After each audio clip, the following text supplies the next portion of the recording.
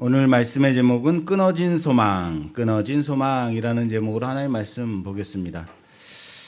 요즘 이제 출근하다 보면, 요즘은 아니죠. 꽤 오래 전부터 이제 장애인 이동권 시위라는 걸 전철에서 하고 있어요. 근데 요즘은 조금 더 진화돼서 꼭 한 군데서만 하는 게 아니고 이제 여러 군데서 하느라고 매우 고생들도 많고 출근하는 시민들 매우 힘듭니다. 처음에는 저도 이제 좀 지지하고 이로 인해서 장애인들이 좀 이동하는데 좀 도움이 됐으면 좋겠다라는 마음을 가졌는데, 어느 순간 한 번 걸리면 이제 기본이 30분 미뤄지니까 다들 전화하고 나 오늘 늦어 뭐 이런, 출근할 때 다들 힘들어하니까 이렇게 장기간으로 가니까 이제 욕이 나오는 거죠. 이 장애인들이 뭐 다 이렇게 하느냐, 뭐. 출근하는 사람들과 함께 이제 욕을 하고 있는 저를 발견했습니다. 근데 기본적으로 뭐 때문에 나오는 거예요, 이 사람들이? 어쨌든 이동하는 것을 도와달라, 시장을 만나게 해달라, 책임 있는 사람들 만나게 해달라 라고 요청하는 것 아니겠습니까? 그런데 이게 이제 대처를 안 하게 되면 어디로 이제 전락이 돼 버리냐면, 장애인과 출근하는 시민들과의 이제 불편함으로만 끝나버려요. 만나주면 되잖아요. 이제 대화를 하고, 이렇게 하지 마라, 어디까지는 가능하다, 그래 우리가 고려해 보마, 이 정도로 끝낼 수 있는 문제를 지금 한 2, 3년을 끌고 오는 거예요. 그래서 제가 이동권 시위하는 이제 장애인들을 막 욕하다가 깜짝 놀란 거죠. 나도 어느 순간 나와 이 사람들의 불편한 문제로 가져가고 있구나. 이것을 해결해 줄 수 있는 사람들이 나와서 해결해 줘야 되는데, 이렇게 나 또한 그렇게 되어버린 거 보고 좀 깜짝 놀랐습니다. 우리 또한 이런 상황들이 있어요. 정말로 문제 포인트가 어디 있느냐, 그런데 그것을 잊어버리고 다른 곳에 집착하게 되는 상황들이 있더라란 말입니다. 오늘 성경 본문의 이 말씀, 이 사건도 좀 비슷한 사건일 수 있다고 생각이 돼요. 약자와 권력자의 싸움이 약자와 약자와의 싸움으로 전락돼 버리는 그런 상황인 거죠. 성경은 오늘 이 도시는 빌립보란 말이죠. 빌립보에서 일어난 두 번째 사건이에요. 빌립보에서 이제 우리는 세 가지 사건을 볼 겁니다. 다음 주까지 보게 될 건데요. 이 두 번째 사건, 빌립보에서 일어난 두 번째 사건, 빌립보에 대해서 우리가 좀 얘기를 한다면, 빌립보는 마게도냐의 첫 성이다라고 말하죠. 그리고 또 로마의 식민지다라고 빌립보를 소개하고 있어요. 빌립보는 그냥 변두리 동네의 식민지 도시가 아니다라는 얘기예요. 옛날에는 바로 알렉산더 대왕의 아버지 빌립 2세가 이 도시를 세웠어요. 그래서 빌립보예요. 알렉산더 대왕의 아버지가 세웠으니까 이 도시의 자부심이 강하겠죠. 바울 시대에는 로마가 이 지역을 장악하면서 아예 작은 로마처럼 만들어 버렸어요. 그리고 은퇴한 로마 군인들이 이곳에서 땅을 얻고 살도록 했단 말이에요. 로마 시민권자로서 로마 문화에 대단한 자부심을 가진 아주 강력한 도시가 바로 어디다? 빌립보라는 겁니다. 지난주 우리는 빌립보에서 첫 번째 사건, 바울이 빌립보에서 누굴 만나요? 루디아를 만난 사건을 봤죠. 루디아에게 복음을 전하고 첫 열매를 맺는 놀라운 사건을 봤습니다. 오늘 본문은 그 바로 다음의 사건이다. 한 귀신 들린 여종이 바울 일행을 따라 쫓아다니면서 이 사람들은 지극히 높으신 하나님의 종이다라고 외칩니다. 바울은 며칠을 괴로워하다가 결국 귀신을 내쫓습니다. 그리고 그 일 때문에 어떻게 돼요? 여종의 주인들에게 고소를 당해서 매 맞고 감옥에 갇히는 신세가 되는 거죠. 겉으로 보면 한 사람 고쳐졌더니 괜히 일만 크게 터져버렸다라는 사건처럼 보입니다. 성경은 이 일을 통해서 빌립보라는 도시의 속사를 여실히 보여주고 있다라는 것을 우리는 봐야 됩니다. 우리는 그 장면을 함께 보겠습니다. 오늘 본문에 상관들이라고 되어 있죠. 상관들이라고 번역된 이 사람들이 헬라어로 스트라테고이라는 단어를 사용하고 있어요. 도시의 일종의 최고의 행정권 그리고 사법권 그리고 경찰권을 다 가지고 있는 사람. 우리식으로 말하자면 시장이면서 판사면서 경찰청장, 이것을 다 합쳐놓은 사람들을 이 상관들이라고 말하고 있는 거예요. 로마는 이들에게 사람을 채찍질하고 옥에 가두고 심지어 처형할 수 있는 권한까지 허락해 줬습니다. 이들이 움직이면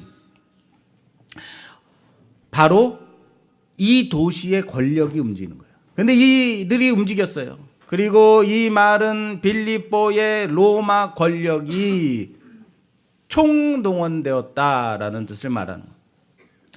오늘 본문의 시작을 함께 보겠습니다. 오늘 본문의 시작이 16절, 17절 봉독해 주시겠어요?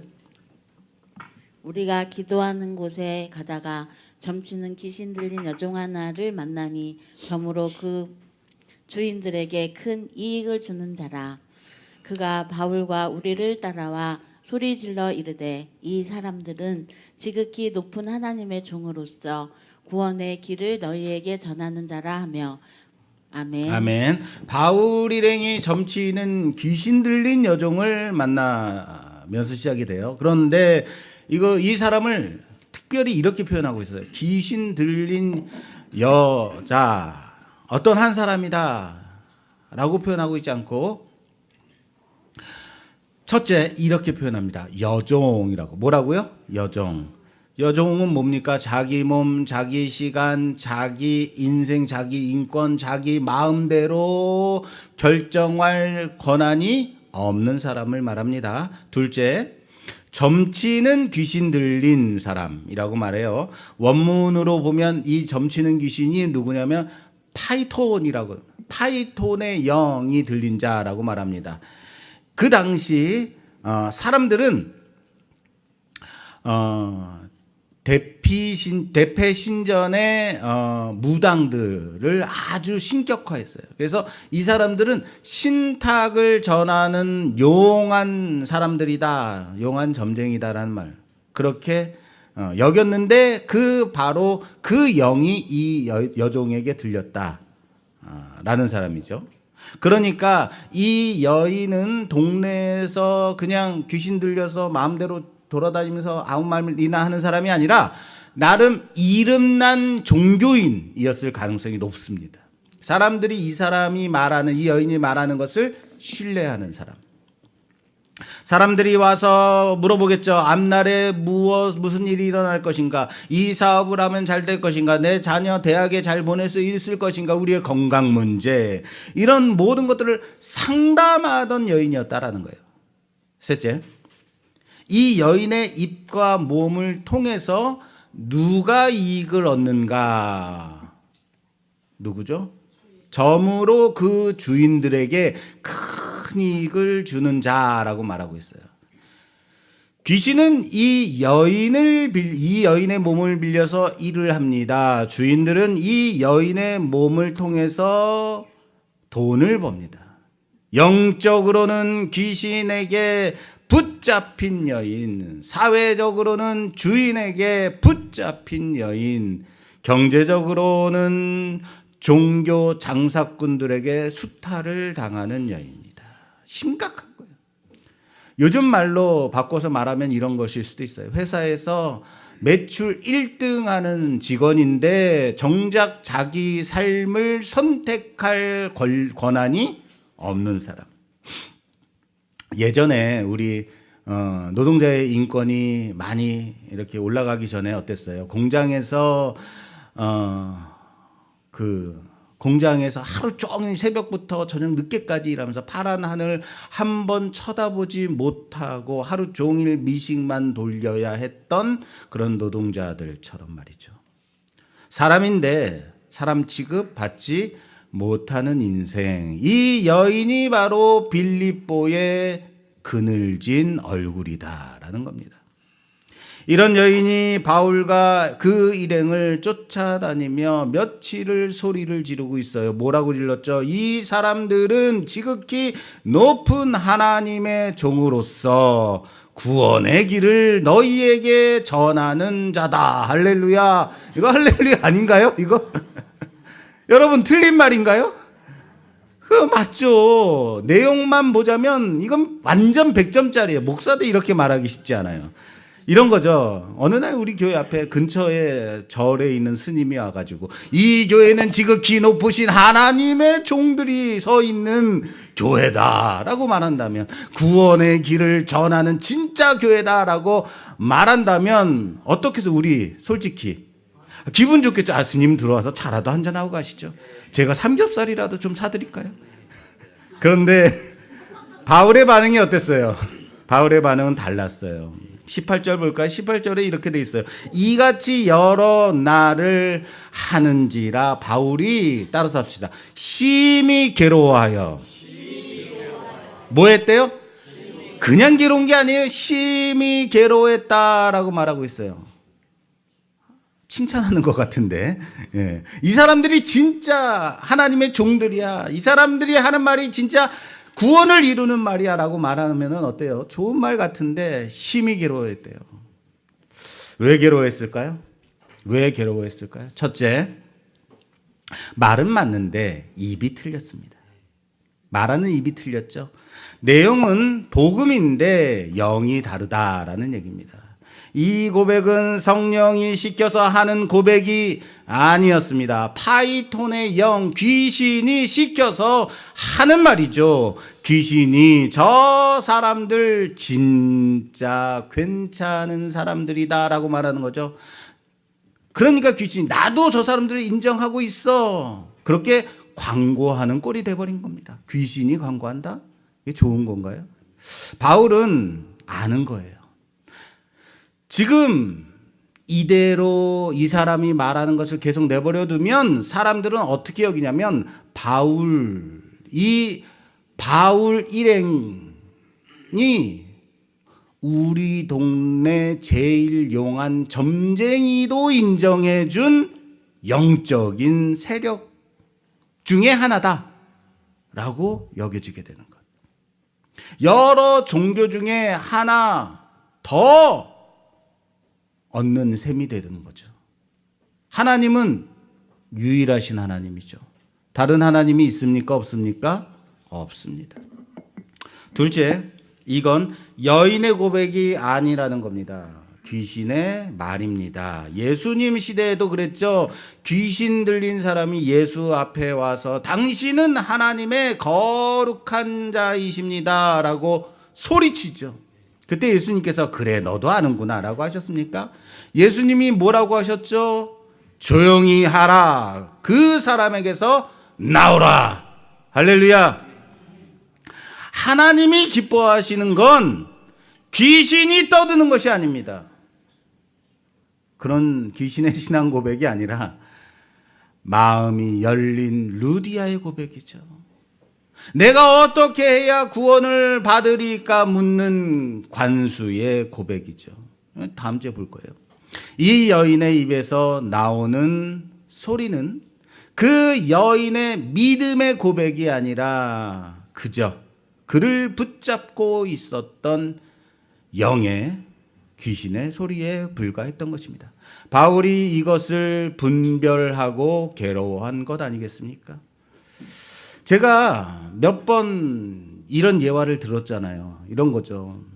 어느 권사님이 점치는 집에 갔더니 점쟁이가 왜 예수 믿는 사람이 이런 곳에 와? 라고 말했더니 그 말을 듣고 권사님 마음이 좋았다는 거예요. 기분이 좋아서. 그리고는 친구 권사님들을 데리고 그 점쟁이한테 가는 거예요. 그 점쟁이 용해, 내가 예수 믿는 거 알아. 참, 겉으로 보기에는 우스운 얘기 같죠? 이거 심각한 문제입니다. 아시겠어요? 여러분, 예수님이 나를 아신다는 것으로 부족한가요? 어디 용한 데 가서 당신이 예수 믿는 사람입니다라는 그런 증명서를 꼭 받아야겠습니까? 여러분들의 마음의 고백이 부족한 건가요? 여러분 바울 같으면 뭐라고 했겠습니까? 그런 증명서 필요 없다. 굳이 귀신 입을 빌려서 예수 믿는 것 증명받으려 하지 마십시오. 괜히 굿하는 데 가가지고 네가 정말로 나를 알아보는지 한번 보자 하고 얼굴 들이밀지 말라는 겁니다.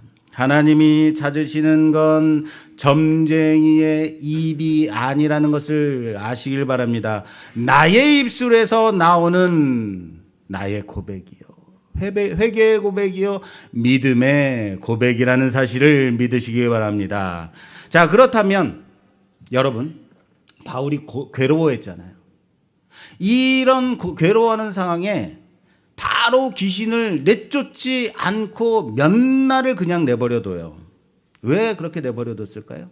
성경은 분명히 말하고 있습니다. 바울이 뭐 했다고요? 심히 괴로워했다. 이 괴로움 속에 바울의 진심이 들어있는 겁니다.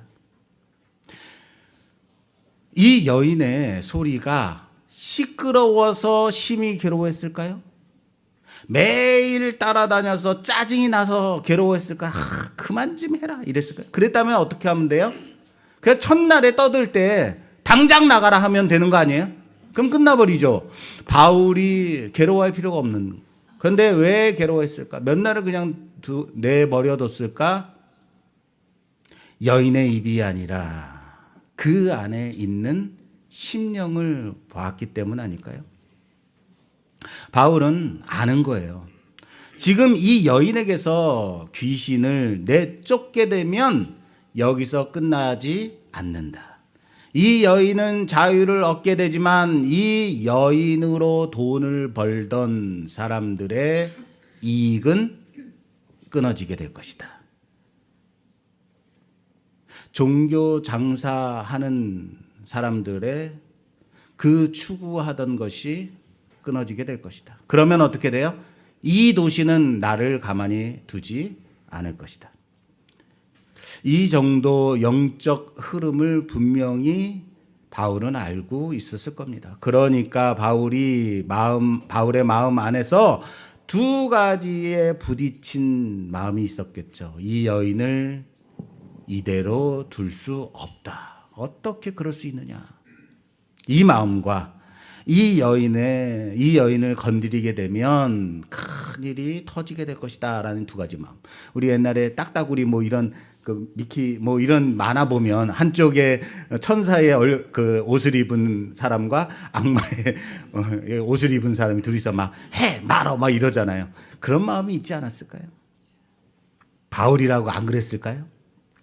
우리도 이런 괴로움에 빠질 때 혹시 없습니까?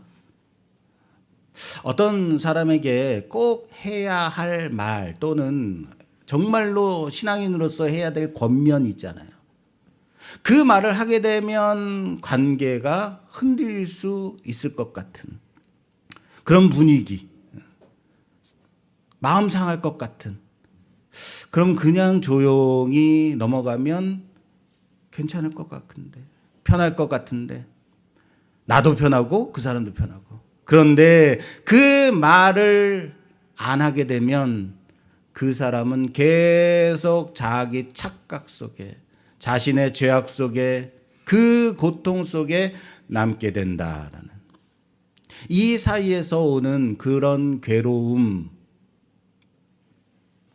바울이 지금 그 자리에 서 있는 것은 아니었을까요?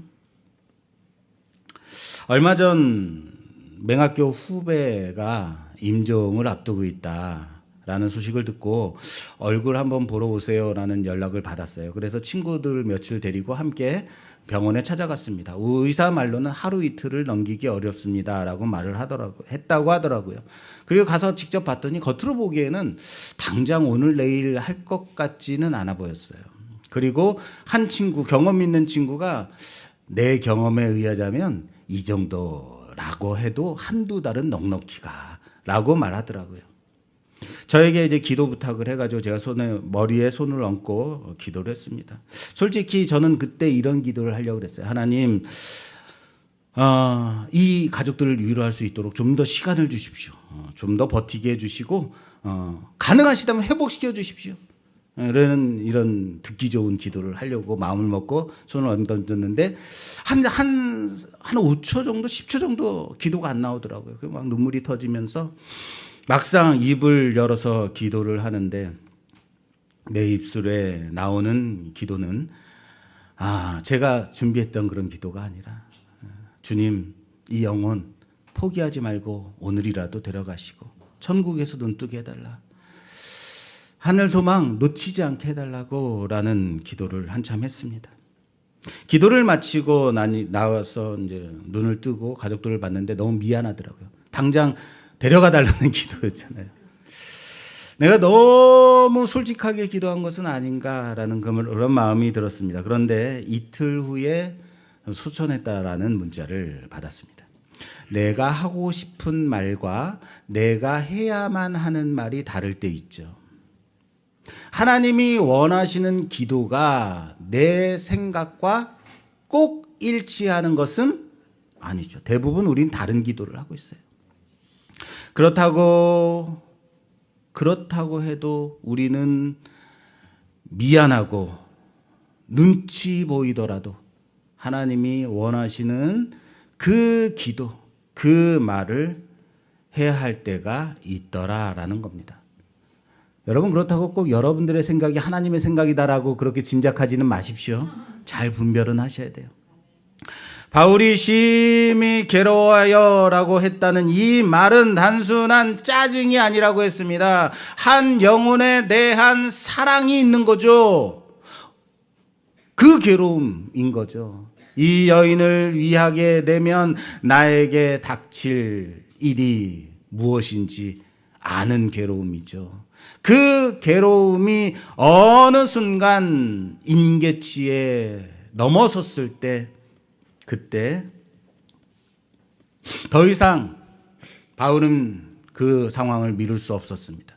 그때 바울은 18절에 보니까 이렇게 되어 있어요. 돌이켜 그 귀신에게 이르되 예수 그리스도의 이름으로 내가 내게 명하노니 그에게서 나오라. 아멘 나와야 되는 건 아닙니까? 바울이 돌이켜 섰습니다. 뭐 했다고요? 돌이켜서.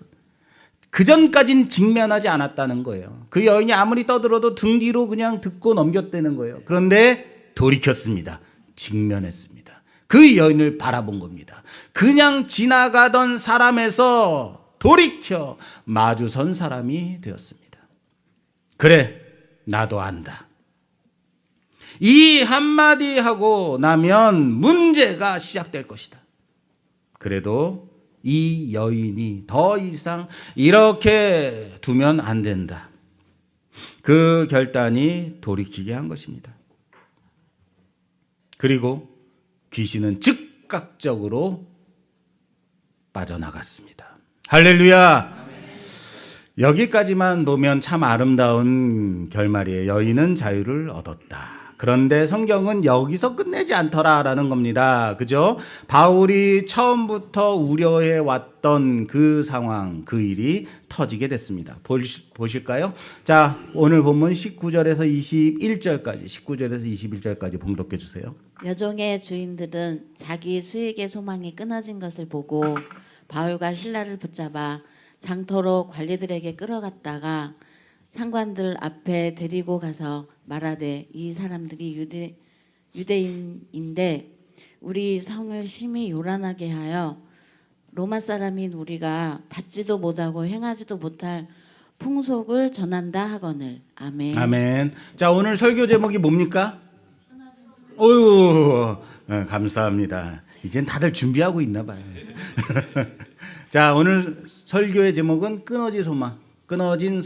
자, 누구의 소망이 끊어졌습니까? 여인의 소망이 끊어졌습니까? 아닙니다. 이 귀신 들린 여종의 주인들의 소망이 끊어졌어요. 어떤 소망이 끊어진 것일까요?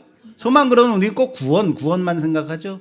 수익의 소망이죠. 이익 얻는 소망이죠. 돈 벌 소망이죠. 혹시 여러분 교회 나오시는데 돈 벌려고 교회 나오신 분이 있습니까? 그 소망 끊어지기를 주님의 이름으로 축원합니다. 물론 돈도 좀 벌었으면 좋겠어요, 하나님. 예, 종교를 팔아서 먹고 살겠다는 소망이 끊어진 거예요. 계속해서 이 여인을 통해 이익 얻는다는 그 소망이 예수 이름 앞에 끊어졌습니다. 성경은 주인들이라고 복수형을 쓰고 있죠. 무슨 말이에요? 이 여인을 통해서 돈 벌던 사람이 한 사람이 아니라 여러 사람이라는 뜻입니다. 한 사람의 몸에 귀신이 붙어 있고 그 몸에 여러 명의 이해관계가 달려 있더라. 이해관계가 붙어 있더라. 과연 여러분 누가 귀신 들린 사람일까요? 그들의 공통된 소망은 무엇인가요? 앞으로도 이 여자를 통해서, 이 여종을 통해서 많은 이익을 얻겠다. 그런데 그 소망이 끊어졌습니다. 이익 얻는 소망이 끊어진 게 된 것입니다. 그런데 이 사람들이 뭐라고 그러냐면, 이 사람들은 겉으로는 아주 고상한 말로 바울을 고소합니다. 고발합니다. 도시의 권력자들을 통해서 동원해서 바울을 짓밟죠. 내가 이들을 계속해서 종교 장사꾼들이라고 부르는 이유가 바로 여기 있는 것입니다. 여러분 다시 물어볼게요. 누구 눈에는 오늘이 해방의 날인가요? 그렇죠. 귀신에서 풀려난 여인의 눈에, 하나님 눈에는 오늘이 바로 구원의 날, 소망의 날인 겁니다. 그런데 누구 눈에는 오늘이 재앙의 날이 되었습니까? 이익 얻는 소망이 끊어진 주인들의 눈인. 같은 날입니다. 똑같은 날입니다. 같은 사건입니다. 그런데 한쪽에는 소망이 시작되었고 다른 한쪽은 소망이 끊어진 날이 되었습니다. 어떤 사람에게는 복음이 생명을 주는 놀라운 소식이 될 수 있습니다. 그러나 어떤 사람에게는 복음이 장사를 망하게 하는 골칫덩이가 될 때도 있습니다. 복음이 들어올 때, 복음이 들어가게 되면 항상 누군가의 소망이 끊겨지더라라는 거예요. 진짜 복음이 들어가면요. 중요한 것은 누구의 소망인지, 어떤 소망인가라는 거죠. 주인들이 맨 먼저 본 것은 온전하게 된 여종이 아니었습니다. 그 여종 자체가 아니었다고요. 그 사람의 자유가 아니었습니다. 수익의 소망, 끊어진 소망. 우리식으로 바꾸어 말하자면 이런 거죠. 앞으로 벌 수 있는 매출, 그것이 어떻게 됐다? 제로가 되었다. 그래서 바울과 실라를 붙잡아서 아고라, 우리 성경에는 장터라고 되어 있죠. 아고라로 데려갑니다. 이 광장이라는 말인데요.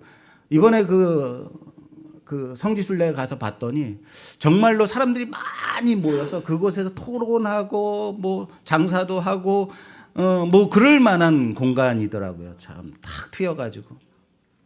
그리고 상관들 앞에 세워서 이제 고발을 하죠. 그런데 그들은 정직하게 이렇게 말하잖아요. 우리가 이 사람으로 인해서 영업 방해를 받았습니다. 예, 돈줄이 끊어졌습니다. 라고 말하지 않아요. 고상하게 말합니다. 대신 이렇게 포장하죠.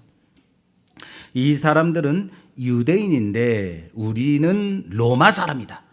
이들은 유대인이고 우리는 로마인들이다. 저들이 우리의 질서와 문화, 이 모든 것들을 어지럽히고 있다. 시민 의식, 문화, 질서, 안정을 말하고 있는 거예요. 고상한 언어로 포장하고 있습니다. 그러나 실제 이유는 뭐예요? 단 하나죠. 이익 얻는 소망이 끊어졌다. 영업방해 받았다. 포장된 말과 진짜 끊어진 소망 사이의 간격이 그래서 무서운 겁니다. 여러분, 오늘날도 이런 장면 많이 보지 않습니까? 요즘 건물주들이요, 교회에 세 주는 것을 매우 싫어한대요. 목사가 와가지고 여기다 교회를 하려고 그러는데 좀 한쪽 좀 내주시면 안 될까요? 저희가 달라는 대로 드리겠습니다. 그래도 건물주들이 싫어한대요. 그래서 요즘 기독교가 욕을 많이 먹으니까 그래서 건물주들이 싫어하나 보다라고 생각했는데 그렇지 않대요. 뭐 때문인지 아십니까? 교회가 들어오면 건물의 가치가 떨어진대요. 건물이 싸진대요. 여러분, 스타벅스 들어온다 그러면 어때요? 환영하죠. 카페가 들어온다 그러면 건물 가치가 올라간다고 생각해요. 교회는요, 가치를 떨어뜨린다고 생각하죠. 건물주의 소망은 무엇입니까? 이 건물로 최대한의 이익을 얻는 것. 그게 소망이죠. 그 소망이 위협받게 되면 교회가 들어오면 소음이 너무 커요. 주차 문제가 너무 심각해져요. 라는 말로 포장하지만 민원이라는 걸 자꾸 넣어가지고 못 들어오게 만들죠.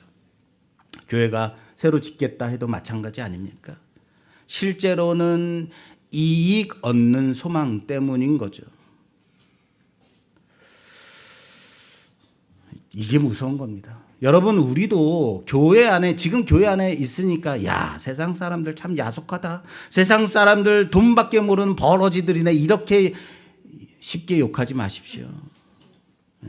솔직히 교회가 건물주가 되게 되면 우리 교회 여기뿐만 아니라 다른 건물 교회가 소유하게 되면 어떻게 하면 좀 많이 돈을 벌까 이런 생각 안 할까요? 물론 그래가지고 선교도 하고 구제도 하고 이런 마음도 있겠죠.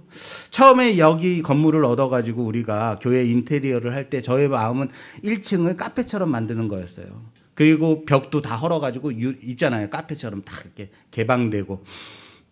우리 공사해 주시는 그 소장님께 내가 이런 마음을 가지고 있어요. 그래서 동네 사람들이 누구나 와서 책도 읽고 커피도 마시고 이곳에서 담소도 나누는 그런 개방된 공간으로 만들고 싶어요. 그랬더니 그 소장님이 목사님, 관리비가 엄청 많이 들 텐데 자신 있으세요?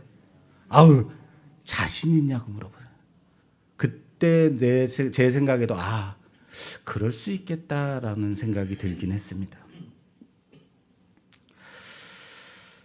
교회는 분명 선교의 베이스 캠프가 돼야 됩니다. 동시에 자산이 되기도 하더라고요. 사람의 영혼보다 건물, 교회에서 돌리는 프로그램, 숫자, 재정이 더 중요해지게 되는 순간 교회도 종교 장사꾼들처럼 되어버리더라. 우리는 복음을 전하는 교회입니다 라고 말하면서 어쩌면 실제로는 이 자리를 오래 지켜내고자 하는, 우리 조직을 더 늘리고자 하는, 우리 프로그램을 더 유지하고자 하는 그런 큰 소망을 가지고 있는 것은 아닌가. 그렇게 되면 우리 또한 빌립보의 귀신 들린 여종의 주인들과 무슨 차이가 있겠습니까? 그들은 유대인이다. 우리는 바로 이 성의 주인, 이 성을 자랑하는 로마 시민이다. 로마 풍습에 맞지 않는 이 요란한 것을 전하고 있다. 이 한마디 던졌더니 군중이 무리가 일어나게 됩니다. 그래, 저런 사람들 여기에 두면 안 되지. 조용히 시켜야지. 우리 삶을 방해하면 안 되지. 상관들은 그리고 여론을 등에 업고 곧바로 바울을 붙잡아 상해를 가합니다. 변론도 없었습니다. 그냥 붙잡아서 옷을 벗기고 찢겨 벗기고 많이 매를 쳤다. 그리고 깊은 옥에 가둬 넣었다. 왜 그렇게까지 할 수 있었는가? 우리는 로마 시민이다. 너희는 유대인이다. 차별이죠. 한 사람의 자유, 한 사람의 해방 앞에 도시 전체의 종교 장사꾼들처럼 똑같이 힘을 합쳐서 폭력으로 당면하고 있더라라는 겁니다. 한 사람에게서 귀신이 떠난 이 자리에서 이 도시는 자기 안위만 붙잡고 있더라라는 겁니다. 이제 감옥 안으로 한번 들어가 보자고요. 감옥 안에서 어떻게 됐는지 걱정 마십시오. 잠깐만 보겠습니다. 23절에서 25절까지 봉독해 주십시오. 많이 친 후에 옥에 가두고 간수에게 명하여 든든히 지키라 하니 그가 이러한 명령을 받아 그들을 깊은 옥에 가두고 그 발을 착고에 든든히 채웠더니 한밤중에 바울과 실라가 기도하고 하나님을 찬송하며 죄수들이 듣더라. 아멘. 바울과 실라는 옷이 찢겨져 많이 맞고 깊은 옥에 갇혀지게 됐습니다. 인간적으로 보게 되면 여기서 모든 소망이 끊어진 상태가 된 거죠. 루디아의 집에서 따뜻하게 예배드리던 그 방이 아닙니다. 도시 한복판에서 망신당하고 피투성이가 된 채로 여기까지 발은 착고가 채워져 여기까지 던져졌었어요. 이 여인을 살리면 나는 매 맞을 것이다 라는 그 생각, 그 예상대로 그대로 이루어졌습니다. 그런데 성경은 이 장면을 아주 짧게 요약하고 있어요. 한밤중에 바울과 실라가 기도하고 하나님을 찬송하며 죄수들이 듣더라. 자, 따라서 합시다. 죄수들이 듣더라. 지금 이때는 한밤중입니다. 가장 어두운 시간이란 말이에요. 몸도 아프고 억울하기도 하고 내가 뭘 잘못했다고 앞날도 보이지 않는, 사람의 눈으로 보면 더 이상 바랄 수 있는 소망이 없는 시간이죠. 그런데 그 시간에 이 사람들의 입술에서는 원망이 나오는 것이 아니라 기도가, 불평이 나오는 것이 아니라 찬송이 나왔습니다. 그리고 그 소리를 누가 들었다고요? 그렇죠. 옥중의 죄수들이 듣더라. 이 도시에서 가장 소망이 없어 보이는 사람들이 가장 깊은 어둠 속에 깊은 시간에 끊어진 자리에서 기도와 찬송의 소리를 듣고 있습니다. 여러분 헷갈리지 마십시오. 아직 옥문이 열리지 않았습니다. 어떠한 기적이 지진도 일어나지 않은 상태입니다. 그 이야기는 무슨 말이에요? 다음 주에 이어서 하겠습니다. 아직 기적이 일어나지 않았는데 이미 깊은 옥 안에서 소망의 방향은 바뀌어졌다. 소망이 일어나고 있다. 바울과 실라의 소망에, 그 소망은 환경이 아니었습니다. 하나님께 향하고 있었다는 거예요. 이것이 끊어진 자리에서 일어난 첫 번째 기적입니다. 말씀을 마무리 짓겠습니다. 오늘 본문에서 끊어진 소망은 누구의 소망이었습니까? 먼저 여종의 주인들, 종교 장사꾼들의 이익 얻는 소망이 끊어졌습니다. 사람을 도구로 쓰면서도 아무런 양심의 가책이 없는 사람들, 그 소망. 종교를 팔아서 먹고 살겠다고 하는 그 소망. 돈 앞에서는 사람의 영혼쯤은 얼마든지 헌신짝 내버리듯이 하는 그런 소망. 예수님의 이름은 그 소망을 끊어버리심을 믿으시길 바랍니다. 이제 그만해라. 더 이상 사람을 돈 버는 대상 도구로 쓰지 마라. 그들에게는 재앙이지만 하나님 앞에서는 심판인 것이 바로 이것입니다. 반대로 귀신 들렸던 여종의 소망은 어떠했습니까? 사실 이 여인은 소망도 선택권도 자기 인생에 대한 어떠한 기대도 없었던 사람, 끊어진 사람이었죠. 귀신에게 잡혀 있었고 사람에게 잡혀 있었고 돈 버는 도구로만 취급되었던 인생이었습니다. 그런데 예수 이름 앞에 예수 이름 한마디로 이 여인의 인생이 다시 사람의 인격으로 하나님 앞에 소망으로 시작되었다는 사실을 믿으시기 바랍니다. 성경은 이 여인의 뒷이야기를 길게 말해주진 않습니다. 그러나 분명한 것은 무엇입니까? 이 여인의 입은 더 이상 귀신의 입이 아니다. 이 여인의 몸은 더 이상 종교 장사꾼들의 장사 도구가 아니다. 끊어졌던 그 소망은 예수 그리스도로 인해서 새로운 소망으로 시작되었다. 그리고 깊은 옥 안에 있던 바울과 실라를 생각해 보자고요. 겉으로 보면 이 사람들의 소망도 마찬가지로 끊어진 것처럼 보였지만 이들이 하나님 앞에 기도할 때 그 기도와 찬송 소리를 듣는 끊어졌던 소망의 죄인들이 거기 있더라. 결국 오늘 말씀은 우리에게 이렇게 묻고 있는 것 같습니다. 너의 소망은 지금 어디를 향해 있느냐?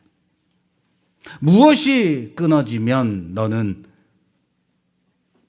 다 끝났다고 느끼고 있느냐? 혹시 너의 건강이냐, 너의 재산이냐, 너의 자녀냐? 혹시 우리 안에도 이런 여종의 주인들처럼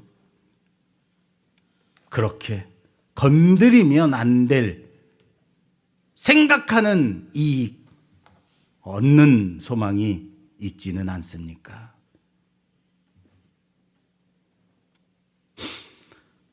어쩌면 우리 또한 똑같은 마음을 갖고 있지 않습니까?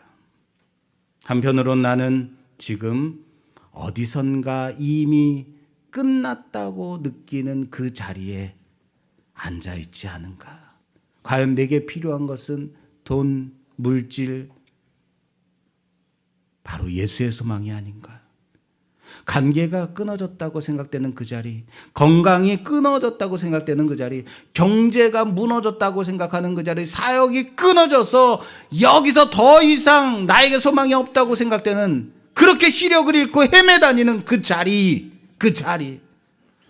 오늘 깊은 옥 안에서 기도하고 찬송하는 바울과 실라를 통해서 하나님이 이렇게 말씀하시는 것 같지 않습니까?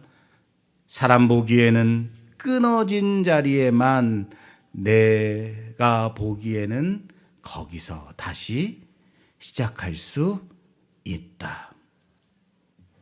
울음이 아니라 찬송으로 바꾸시는 하나님의 놀라운 역사를 경험하시길 바랍니다. 그래서 오늘 우리가 붙들어야 할 부분이 바로 이것입니다. 복음은 끊어져야 할 소망을 끊으시고 다시 살려야 할 소망을 살리신다. 사람을 돈보다, 체면보다, 안전보다 먼저 보게 하는 그 소망을 주신다. 종교 장사꾼으로 남을 것이냐, 아니면 예수 그리스도를 붙잡는 소망으로 나아갈 것인가? 내가 진정으로 하나님을 바라보고 있는가? 점검하는 우리 모두가 되기를 주님의 이름으로 축원합니다. 축원합니다.